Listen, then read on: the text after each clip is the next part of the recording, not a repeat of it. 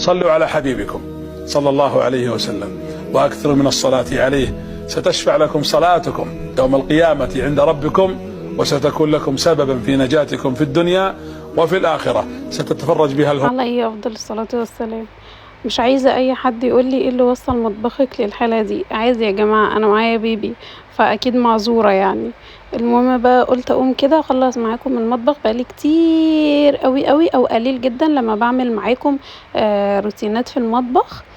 بس النهارده بقى قلت اقوم كده اتنشط معاكم كده واظبط الدنيا. لقيت الدنيا حايسه قوي، قلت لا الدنيا كده مش محتاجه ان انا استنى واقوم بقى على طول. بالذات بقى ان كان عندي مشكله في غساله الاطباق. مش مشكله، هو الملح بتاع غساله الاطباق خلص، فكنت عايزة اجيب الملح بتاعها. بقالي مرتين بستخدمها من غير الملح، فطبعا خايفة ان هي تبوظ. فنزلت النهاردة بقى اهو، جبت الملح بتاعها وجبت شوية حاجات كده.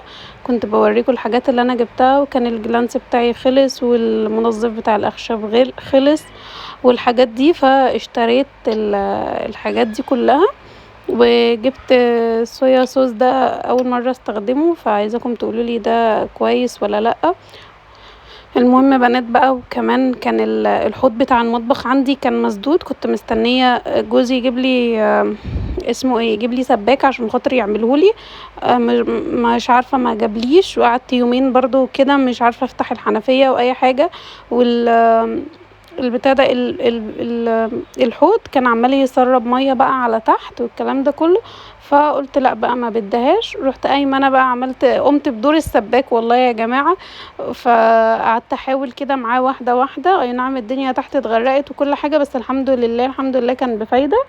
عايزه اقول لكم يا جماعه بجد ابشع حاجه في الدنيا، ابشع حاجه في الدنيا ان حد يجيب حوض المطبخ اللي هو بفتحتين ده او بعينين زي ما بيقولوا. وحش جدا جدا جدا يا بنات، بجد اقسم بالله حاجه كده وحشه جدا. فما انصحش طبعا اي حد ان هو يجيب كده. جيبوا الحوض كله فتحه واحده ويبقى كبير، احسن بكتير ما تجيبوا فتحتين بالمنظر ده. الكبير اللي هو الحوض الواحد بيلم طبعا مواعين كتير وبيلم الدنيا، انما ده لا. وكمان عايزه اقول لكم ما بياخدش، يعني لو حله كبيره بس في الحوض بتاخد مساحه كبيره جدا، يعني فاهمين قصدي. هنا بقى قلت افضي الحوض لان الفلتر بتاع الغسالة عايز يتغسل. فقلت افضي كده الحوض الاول. تقريبا انا مش عارفة الجلافز كان مضايقني خالص، ففي الاخر اكتشفت ان انا لابسه بالمشقلب. بس عادي يا جماعة، بتحصل. المهم قلت بقى افضي كده افضي المواعين كده من الحوض. يعني انا يعتبر بقالي يومين ما عملتهمش، فالدنيا عندي اتكركبت. الدنيا عندي اتبهدلت خالص كده. كنت فضيت بقى الاطباق وفضيت الحاجه، وقلت اطلعهم كده من الحوض عشان اغسل الفلتر بتاع الغساله. لو انتي اول مره تشوفي القناه بتاعتي، انا هدير بعمل فيديوهات روتينات فلوجات مشتريات. بتمنى طبعا ان انتي تنزلي كده تدوسي اشتراك، وكمان تفعلي زرار الجرس عشان خاطر يوصلك كل حاجه جديده انا بعملها. وما تنسيش تحطيلي لايكات كتير قوي للفيديو ده. المهم زي ما انتم شايفين كده يعتبر برضو فضيت الحوض. عايزه اقول لكم المواعين عندي كتير جدا جدا. انا مش عارفه ليه يا بنات، بجد انا على طول بعمل مواعين كتير، يعني بيبقى بعمل مواعين كتير قوي. والمعالق دايما عندي كلها، مهما عندي كتير عندي قليل بستهلك كميه معالق. يا لهوي، انا عايزه اقول لكم انا لما باجي اعمل طبخه، يعني اجي اعمل اكله واحده، بستهلك كمية معالق كتير جدا. يعني اللي هو انا كل شوية بحط معلقة في الحوض واستخدم معلقة تانية. مش عارفة هل كله زي كده ولا انا لوحدي اللي كده. بجد يا جماعة انا مش عارفة، مش عارفة ليه يعني. المهم هنا طلعت الفلتر بتاع الغسالة. كنت حاطة فرشة صغيرة هنا مخصصاها للفلتر بتاع الغسالة، كانت بتسهل عليا، كانت رفيعة وبتدخل في قلب الفلتر من جوه من الناحية دي ومن الناحية دي. طبعا مش لاقياها، مش كانت موجودة بس مش عارفة راحت فين. تاهت في وسط المعركة اللي انا فيها دي. فقلت اغسلها بقى بالفرشة دي وخلاص. بصوا بقى، انا بغسل الفلتر بمية سخنة علشان خاطر لو فيها بقى اي دهون، فيها اي حاجة كده تتشال من عليها. وقلت بقى اعملها، احط بقى الفلتر مكانه، وبالمره كده اقوم حاطه بقى الملح بتاع البتاع ده بتاع الغساله، افضيه بقى بالمره. بصوا يا بنات، انا اللي جايباه المره دي هي عصلجت معايا، كانت عايزه تتفتح وما كنتش عارفه افتحها بالجلافز. فتمام. بص، انا كل مره بجيب اللي هو الكيلو ده، الكيلو ونص ده انا جبته مرتين. عايزه اقول لكم يا بنات بجد بيقعد فتره طويله اطول من التاني، يعني بيقعد، هو التاني ممكن يقعد لي مثلا شهر، شهر ونص، وساعات شهرين. دوت ممكن يقعد 3 شهور معاكي، 4 شهور. حطيت الكيلو ونص كلهم، حطيتهم في قلب الغساله وقفلتها، وحطيتي بقى ان انا اسمي الله كده وارص ارص المواعين، يعني الحاجات دي، حاسه الاطباق عندي كتير والحاجات دي كتير، فقلت هحط في الغساله اللي هقدر عليه، او هحط في الغساله يعني بعض الحاجات، والباقيين مش مهم، لو اتفضل حاجات بسيطه اغسلهم على ايدي. في حاجه غريبه بقى، الاطباق دي النوع دوت في كام طبق كده منهم اصفروا جدا، يعني هو نضيف غسلاه وكل حاجه، بس لونه اصفر. فانا مش عارفه ايه السبب، يعني ممكن لو حد شافه يقول ده الطبق ده مش نضيف. انا بجد مش عارفه ايه السبب ان الطبق يصفر. هو نضيف ومغسول، يعني غسله على ايدي وغسله في غسالة الاطباق وكل حاجه، بس بيصفر يعني. المهم تمام، الحمد لله على كل شيء. المهم بنات بقى ايه، هنا عماله ارص بقى الحاجه دي. ما شاء الله غسالة الاطباق بتاخد كميه مواعين كبيره، بس بالنسبه للمواعين اللي عندي، لا انا ما عندي مواعين كتير النهارده، فعشان كده مش هتاخدهم كلهم. فقلت بقى تاخد اللي تاخده مش مهم، وبعد كده الباقي هغسله على ايدي. وعلى فكرة الغسالة بتاخد كتير، بيعتمد على الرصة، يعني على حسب الرصة اللي انتي رصاها. في رصات مسافة ما تحطيها تلاقي الدنيا عندك خلاص كده مفيش مكان تاني لأي حاجة، وفي رصات تانية تلاقي لا اخده معاكي وشايلة ومكفية وكده يعني. فالموضوع حلو مش وحش يعني، ما شاء الله اللهم بارك. هنا بقى الكوبايات الصغيرة دي قلت احطها كده من فوق خالص، واحط عشان اعرف احط المجات دي. وهنا برضو قلت ارص بقى بقية الاطباق وبقية الحاجات وكده. عندي مشكلة بقى في الغسالة هنا، تقريبا ملمسة كهربا ولا ايه، والله الواحد ما فاهم لها. ساعات بلاقيها كده بتكهرب من ناحية، لما باجي المسها كده من الحته اللي استلس. وطبعا ما ينفعش ان انا بعد ما اخلص اشيل الفيشه بتاعتها، ليه بقى؟ علشان خاطر الفيشه بتاعتها ورا الغساله، فما ينفعش طبعا ان انا ما ينفعش ان انا اخلص واشيل الفيشه واعمل، لا دي ما ينفعش يعني. فلما باجي اعمل بقى، بصوا بسم الله ما شاء الله شالت حاجات قد ايه.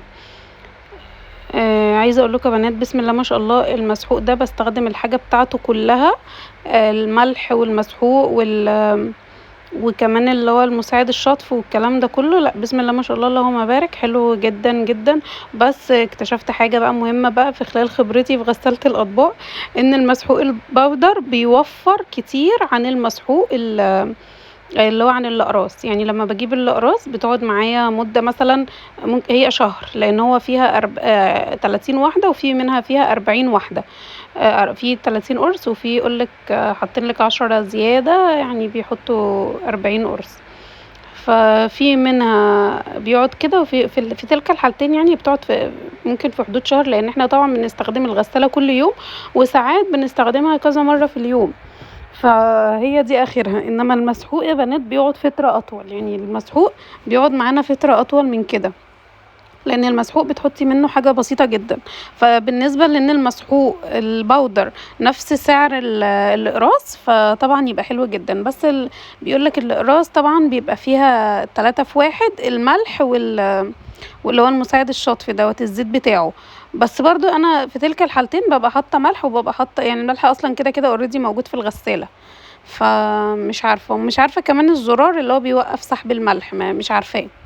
فانا بالنسبه لي لا، البودر اوفر بكتير بكتير من الاقراص. وفي ناس كمان بتقسم الاقراص نصين، انا جربت ان انا اقسمها نصين يا جماعه. بصوا فيها كبسوله في النص، يعني فيها زي برشامه كده في النص، وهنا في حاجه وفي هنا في حاجه. فانا لما باجي اقسمها في نص بياخد القرص ده وفي نص ما بياخدش القرص ده، وساعات بتتفرفت معايا. فانا مش عارفه بصراحه الناس اللي بتقسمها ازاي. جربت اقسمها بالسكينه، جربت اقسمها بالمقص، جربت اقسمها، كل ده مش عارفه اقسمها بصراحه. فما عرفتش خالص خالص موضوع ان انا اقسمها دي، مش جايه معايا خالص، ما عرفتش. فلحد دلوقتي يعني في خلال خبرتي في الكام سنه اللي انا استخدمت فيهم غسالة الاطباق دي، فانا بقول لكم هو ده انسب حاجه بالنسبه لي. المهم زي ما انتوا شايفين بقى الدنيا كانت محتاسة عندي ازاي. يعني كوباية ما كنتش عارفة حتى ان انا اشطفها عشان خاطر طبعا الحوض كان مغرق لي الدنيا وكده. عايزة اخد خطوة بقى ان انا عايزة اخلص يا بنات تحت الحوض، يعني عايزة اخد الخطوة دي لان تحت الحوض عندي محتاج ان هو يتعمل مطرح بقى لما كان الحوض معمول ومطرح كده، فحاسه ان ماشي يا توت، فحاسه ان الدنيا بقى متبهدله تحت. فعشان كده بقى عايزه اعمله. انا عايزه اقول لكم ان انا بعمل دلوقتي، وسليمان كان قاعد جنبي اصلا عمال يصرخ، انا كل شويه عماله اقوم اشوفه. هما العيال اخر ما زهقوا منه جم رموهولي في المطبخ في الارض ومشيوا. ف فهو عمال يعيط وعمال يصرخ، انا كل شويه اصلا اوقف الفيديو اسكته شويه واعمل شويه، اللي هو انا عايزه اخلص بسرعه علشان خاطر اروح اشوفه. وده الغلطه اللي انا عملتها، ان انا قلت اعمل اللي ورايا، اعمل المطبخ وهو صاحي. فبجد وترني جدا جدا جدا، اصلا لما بعمل حاجه وهو صاحي حرفيا ببقى متوتره جدا. المهم بنات، بصوا بقى انا عندي مشكله. انا دلوقتي الجلافز ده سايباه للمواعين كده تمام. كان عندي جلافز تاني كنت سايباه بقى لما باجي اعمل مثلا الرخامات، الدواليب، البوتاجاز، الكلام ده كله. بس التاني اتخرم، كان الماتيريال بتاعه مش حلو خالص. فهل لو ان انا عملت بنفس الجلافز ده الحاجات التانية فيها مشكلة، ولا عايزاكم بجد تكتبولي في الكومنتات؟ عشان انا مش عارفة ليه بحب الحاجة خلاص طالما دي بتاعة المواعين او بتاع اي حاجة متعلقة بالحوض وكده ما اعملش بيها حاجة تانية. فعايزاكم تقولولي في الكومنتات عادي ان انا استخدم نفس الجلافز في كل حاجة في المطبخ ولا لا. المهم بقى ما تستغربوش يا جماعه من الاتربه، عادي يا جماعه. هرجع اقول لكم تاني انا في اكتوبر، يعني في نفس كل فيديو نفس الكلمتين اللي انا بقولهم لكم، ما تستغربوش خالص. المهم هنا قلت بقى الم الحاجات دي كلها ودي العلاجات بتاعتي، الفيتامينات والحاجات دي. نفسي بجد ان انا يعني اتعلم ان انا اواظب عليهم الفيتامينات والحاجات دي، يعني بجد بجد. يعني كل ما اعدي من المطبخ كده افتكر اقوم واخده.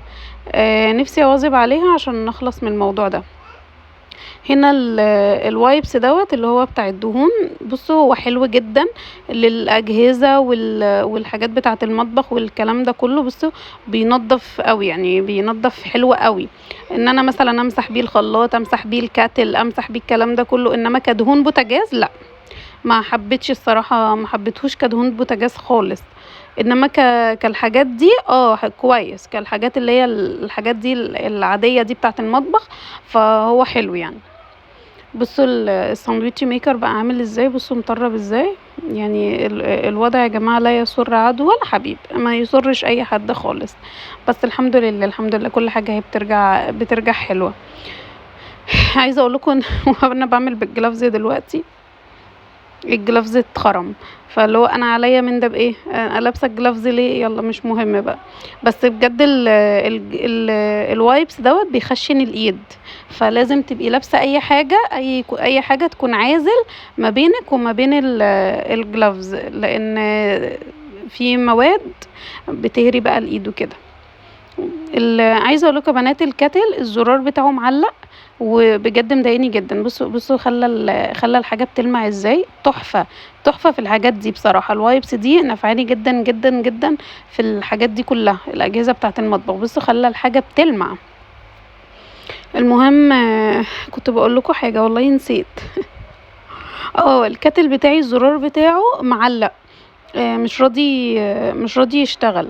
تصدقوا يا جماعه ان انا وانا بتفرج دلوقتي افتكرت البتاعه بتاعه الكهرباء دي لسه شايفاها، كانت عايزه تتمسح. هبقى اقوم امسحها، هبقى اخد واحد جلافز يبقى حلو جدا برضو في الحاجات بتاعه الكهرباء دي.